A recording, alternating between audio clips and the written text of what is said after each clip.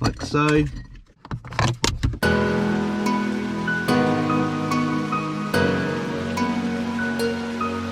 What's up guys, welcome back to another video, welcome back to the channel.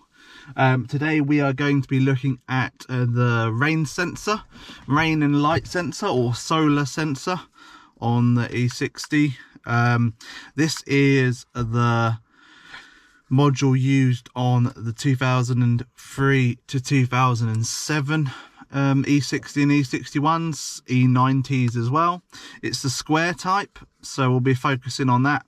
And if you want to see a video on the LCI or 2007 onwards solar sensor, that's fine, but it sort of applies in a similar way. There's not really much difference, but yeah, so I'll show you guys how to access it and also how to initialize it as well.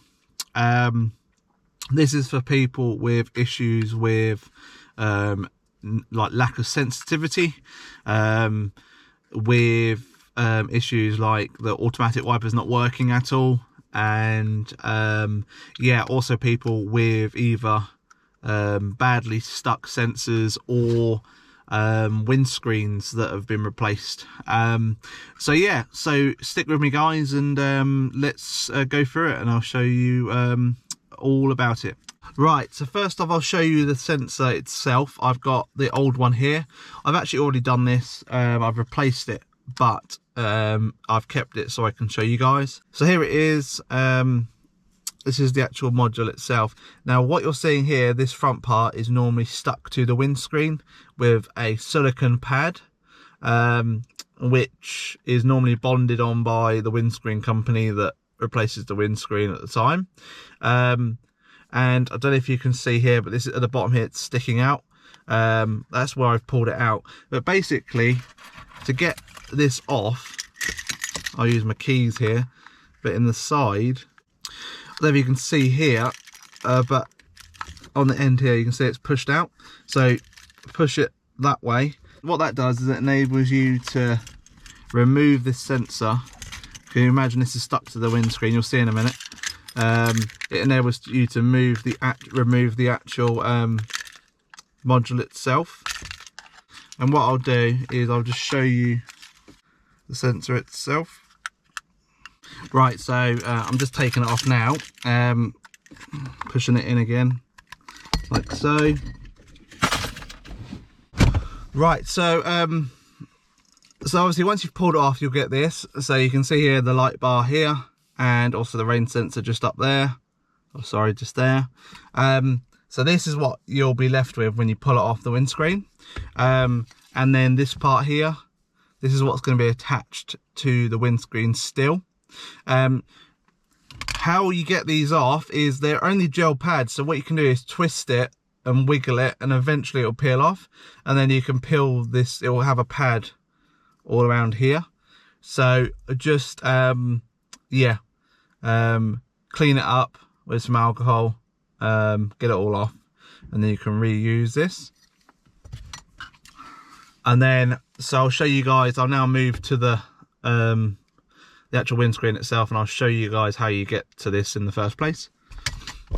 Right, okay, so you can see up here, you've got the actual main sort of cover. What you need to do, it's quite simple actually, is just pull these apart, like so. Move the mirror out of the way, and pull off one. You can see, it just comes in two parts. Move the mirror the other way, and simple as this, you just pop it off. They just clip together.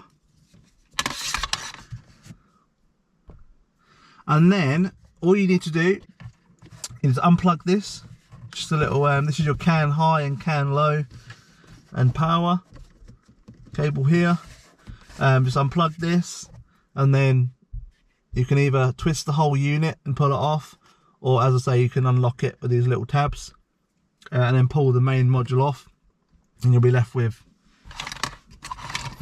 this part again, which will be stuck to the windscreen like that. Up to you. All you do then is take it off, put your new one back in, plug it back in.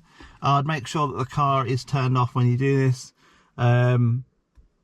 I mean, it doesn't matter too much, but it's better to have, you know, you don't want to damage any of the circuitry in there by unplugging it and plugging it back in again while live. Once that's done, then all you need to do is clip the actual parts back together. So one side there and one side here.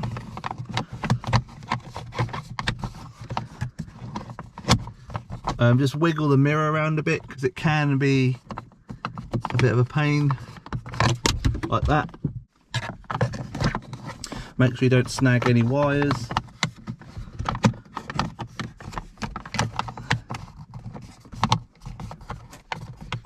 Get it locked at the bottom, pinch it there, and up the top here, make sure it's in, and there you go. So that's back together, nice and solid. Now obviously make sure your windscreen on the inside, on around the area where you peeled the sensor off, is nice and clean, and also on the outside as well, because we're now going to do the initialization, and I'll show you guys what you need to do for that. Right, okay, so you can't use ISTA, IMPA, or maxi units or tail units, etc. for this, but what we're going to do now is I'm going to show you how to reinitialize the sensor and check its values as well if you want to see that. So I'll fire the laptop up, fire the car up, and yeah, do initialization for you guys. Right, so I'm going to be using IMPA. I've just opened it here.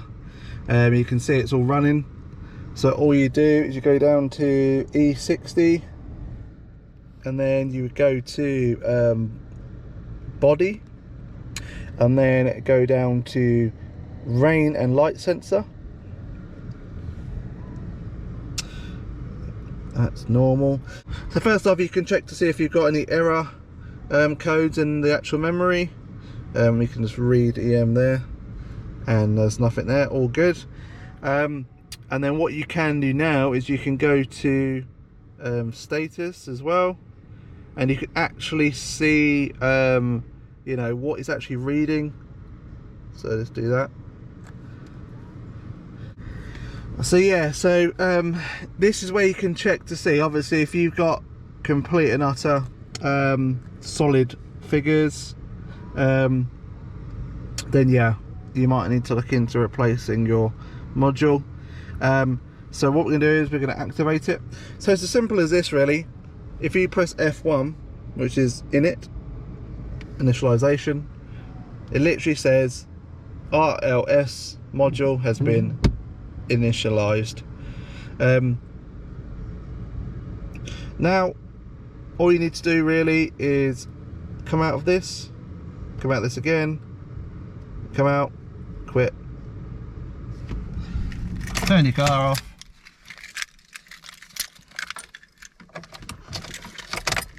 turn it back on. Once you've done that, take it out for a test drive in the rain, and then see how you get on, guys. Right, so there you go, guys. That's a quick sort of simple, I suppose, video on how to change the RLS module on the E60 and E61. Applies to E90s as well. They're not too bad. They're I think I got a second-hand one for about £15, sort of $20 US or around that sort of figure. So yeah, so well worth doing. And you know, for the price of a few sticky pads or even silicone sealant, it is worth it. So give it a go, guys. If you need more help further on how to use IMPA or ISTA to do that, let me know. Drop me a comment down below. I'll post a link of a module online on eBay or something, and yeah, like and subscribe, and I'll catch you in the next one. Take it easy.